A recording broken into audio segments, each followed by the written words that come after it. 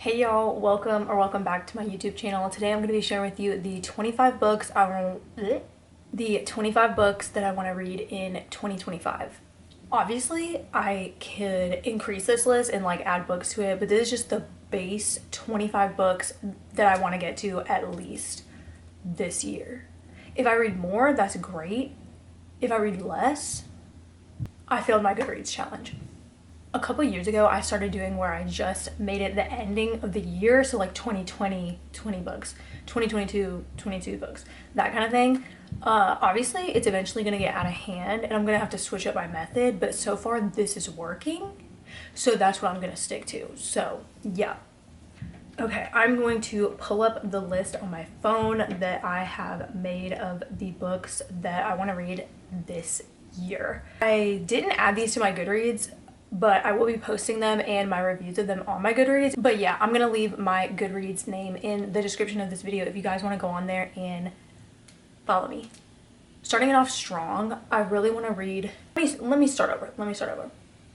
This year, I really want to finish a bunch of series that I have just been putting on the back burner, never returning to, never finishing. There are some of these that I only have one book.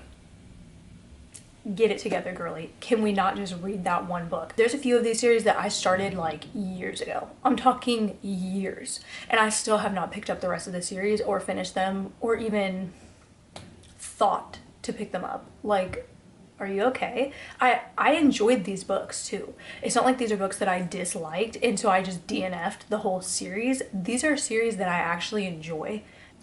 So I really want to fix that in 2025. Half of these, I don't even remember what was going on, half the characters' names lost, or what characters are even still alive. Like, half of them could be dead. I have no idea. My problem is that I'm a marathon reader, especially if a bunch of books have already been like published and released for a book. For a series, I will literally binge read. The problem is that I got tired after a few books and then I never picked them back up. So that's what I'm going to be doing. That being said, let's start talking about the series that I'm going to be finishing and then I'll get into like standalone and then a few just like authors that I want to read. So starting it off strong, I have Saving Six by Chloe Walsh. I started it. I read Binding 13, Keeping 13, and then I started Saving Six. Couldn't do it. I literally couldn't do it. Not because I didn't like it, not because I didn't want to read it, but I couldn't handle it. If you've read the first two, I love Joey so much. And so I couldn't handle reading his story. I frankly could not. I really want to though. So I think this year I'm just gonna read Saving Six, Redeeming Seven, and then, girl, apparently I cannot count. Saving Six, Redeeming Six, then I want to read Taming Seven. I'm pretty sure that's all the books that are out right now because I want to get to the Gibbsy book. I want to get to Gibbsy. Please. I don't know if any couple is gonna top Johnny and Shannon, frankly, but I love Gibbsy. He's literally so funny. And I love Joey. And I am so sad for him. So I really want to read his books and I want to see what happens because I want to get to the end. I want to get to a happily ever after for Joey. Okay? Justice for Joey. Please. And then Gibbsy is just a king. Like a comedy king. And I love Claire as well. So I want all of their happy endings. Everybody's happy endings. Yeah. So Chloe Walsh. I want to finish the Boys of Tommen series. That is my number one selection for 2025. Next, this one, I'm kind of going to be exposing myself a little bit, just a little bit with this. And that is, what is the series even called? Throne of Glass. Dear Lord. The Throne of Glass series by Sarah J. Maas. I started reading these when they were coming out, like when they were being released. I picked them up. Picked up the first one, or the first two were out already. That's a lie. I picked up the first one, I picked up the second one. I waited for the third one to be released. Picked it up, read them all at once. Never picked up another one.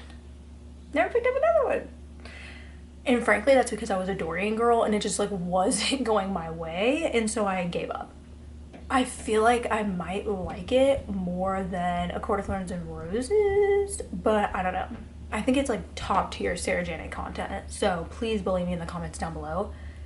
And maybe I'll read, maybe I will read these. I'll just name the books. So it's Queen of Shadows, Empire of Storms, Tower of Dawn, and Kingdom of Ash. That's what I have left. And even saying that out loud, I'm like, that is millions and billions of pages to read. I really want to finish it because I started the series, I got into the world, like I had it all up here. I had all the characters. I could see what was cooking, what Sarah Janet was cooking up for us. And then I had to wait for the next one to be released. And I'm like, oh, I have to wait? Couldn't be me. Next, I recently picked up the second book. There's 3 total. And that is the, I don't know, again, I don't know the names of these series. Maybe I should have researched better for this. Like something Nyaxia series or something like that. It's The Serpent and the Wings of Night by Carissa Broadbent. I read the first one last year. I started the second one this week, actually. So I want to pick up the third one because, once again, it was going well. Book 1 was going well. Book 2, I was like, ooh, I don't really love what's happening right now.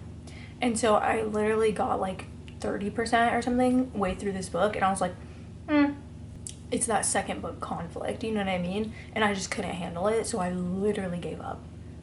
Never picked it back up. This was months ago. And recently I was like, no, we're gonna pick it up. We're gonna stick with it. And one night I literally got to like 70% through this book. And I'm like, girl, we just had to get through like 4 more chapters and we could have had what we wanted. If you know, you know. Finishing that series this year.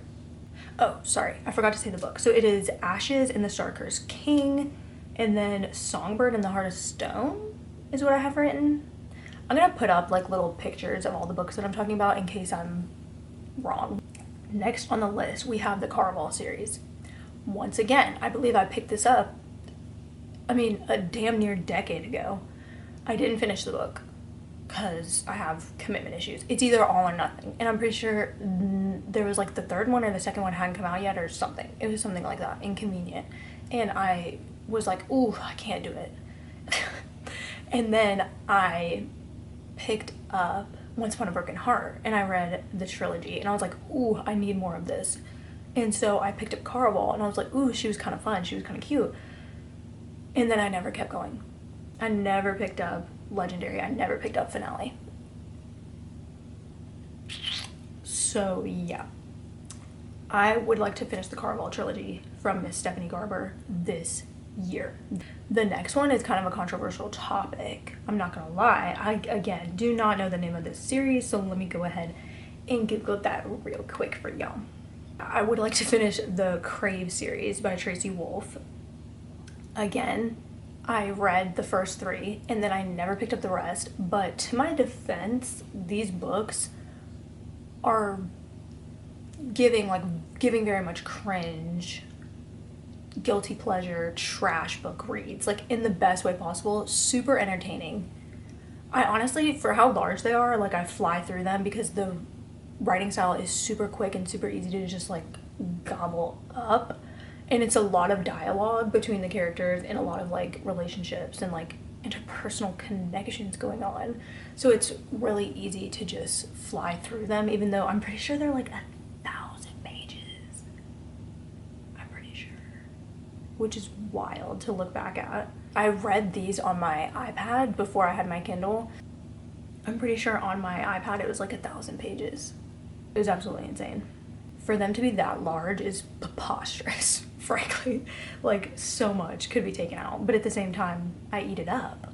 So, Miss Tracy, she kind of did something when she did that. All I have left is Court and Charm. Those are the only 2 books that I have left, and then I would have completed the Crave series.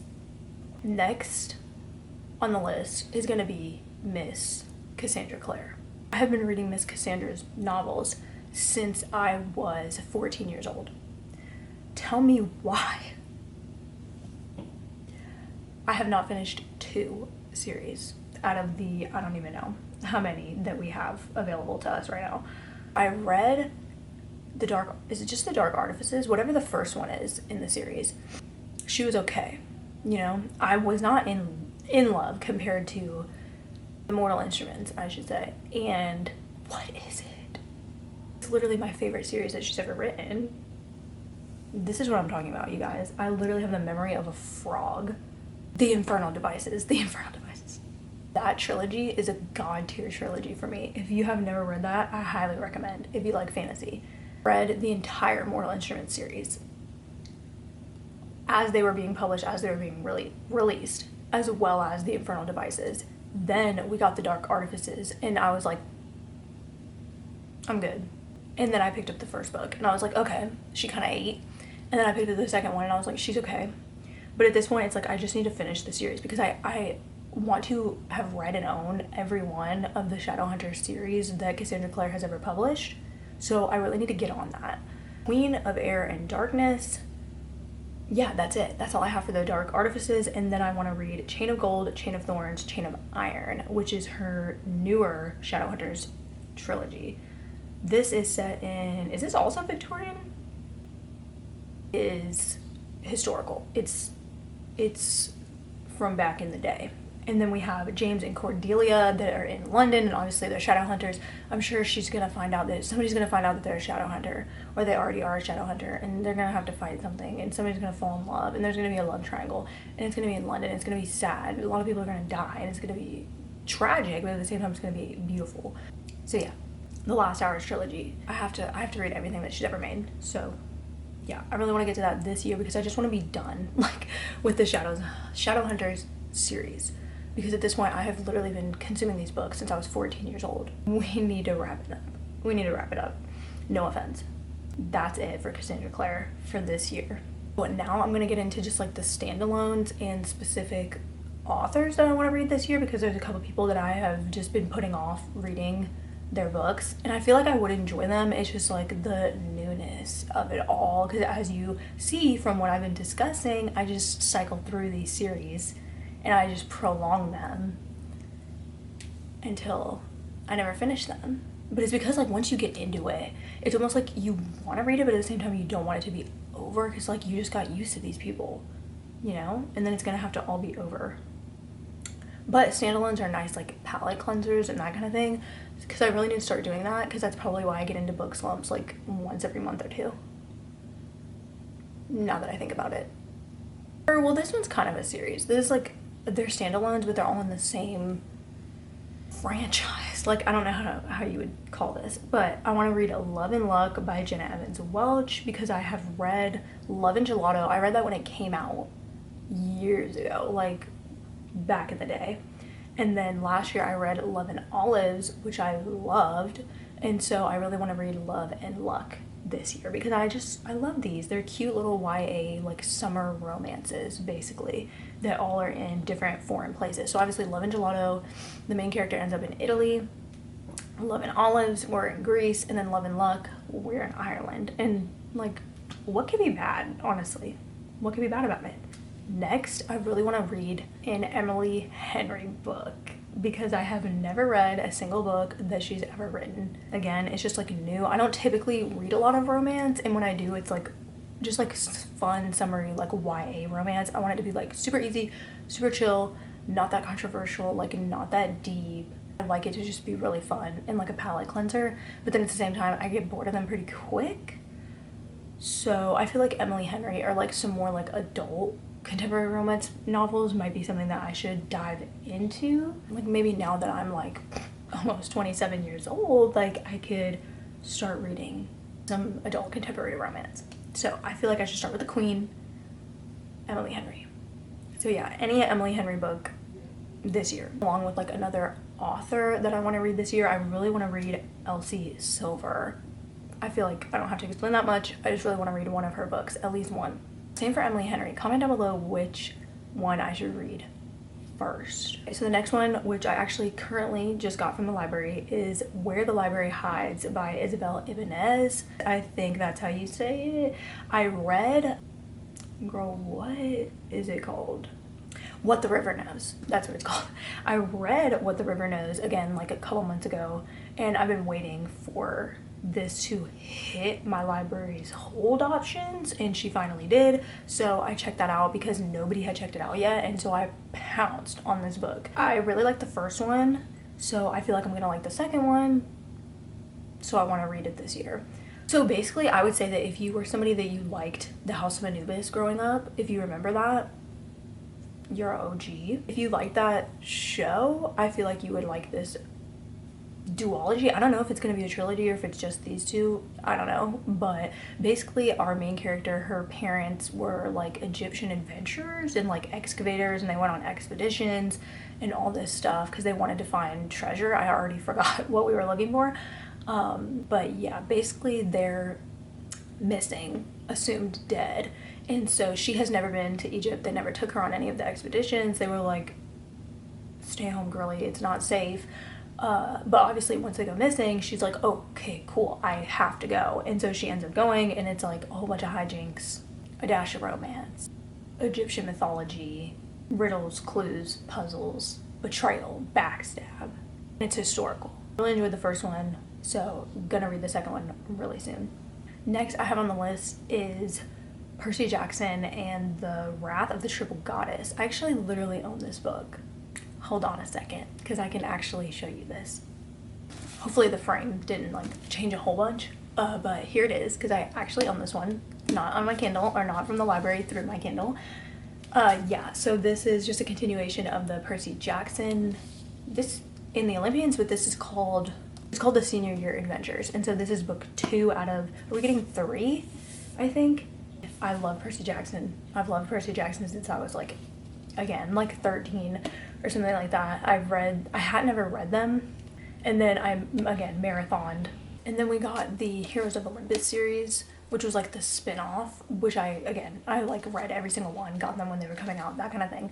So this is technically a continuation of the first series, I guess, but I guess you consider it like a ending of all of them in a way, because we're back with Percy, Annabeth, and Grover, and it's like their senior year before they go away to college. And yeah, I'm not going to talk about it because it's the second book, but obviously there's like trials, tribulations, jokes,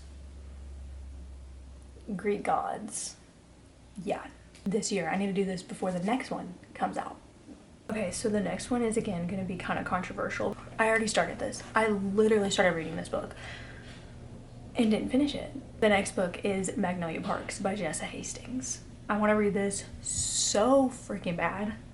I feel like I would really like this, but the hold at the library is astronomical. Like, I'm talking 20 plus people and everybody gets it for 14 days. At that point, it would honestly be justifiable to just buy the book at that point. So I might. I'm not going to talk a whole lot about it because I feel like if you're like on Book Talk or BookTube or Bookstagram, you've seen Magnolia Parks and you know what it's about. But yeah, so I might get it on my Kindle or something like that because yeah, I only like to pay to own a book if I really like it. I'm not into just like having books to have them or spending money for them to sit on a shelf and me not like them.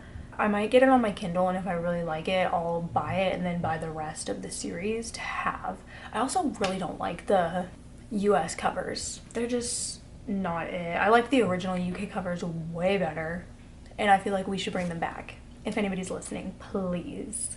Magnolia Parks, I'm coming for you. 2025, girl. Me and you. The next one, again, it was super hyped. Everybody was talking about it. I wanted to pick it up and I never did.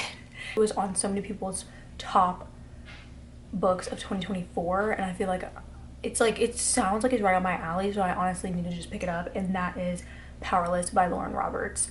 Again, I feel like I don't need to talk about it, but basically you're following a main character that lives in a world where everybody has powers, but she doesn't have powers, and that's a secret. And then there's like a situation where it's kind of like a Hunger Games type thing, and she ends up like being part of the games, I think, but obviously everybody has powers but her, and I think she pretends like she's psychic. And then there's like a prince or like a ruler son that like she gets involved with, and the story kind of like goes from there. Sounds like I'd eat it up, so honestly I just need to go ahead and read that book. Same thing with the next one, Divine Rivals by Rebecca Ross. Magical typewriter, forbidden love, historical? Question mark. I just need to go ahead and pick it up. Is this an extra? Wow, I felt ambitious. I wrote honorable mention Abby Jimenez in 2025. Okay, and that is the 25 books that I want to read in 2025. Sorry I didn't talk about like the synopsis of every single book, but some of them were parts of series and I feel like talking about it would kind of spoil it for people. And also I'm just not that good at giving synopsis, so you might as well just Google it or find somebody better than me. Also, this video would be like 3 hours long if I took you to Yap City about every single book that I talked about. We would be here for a hot minute if I did that for all of these. Comment down below what books you want to read this year. Don't forget to like this video and subscribe to my YouTube channel if you want to see more content like this. And I will see you in the next video. Bye!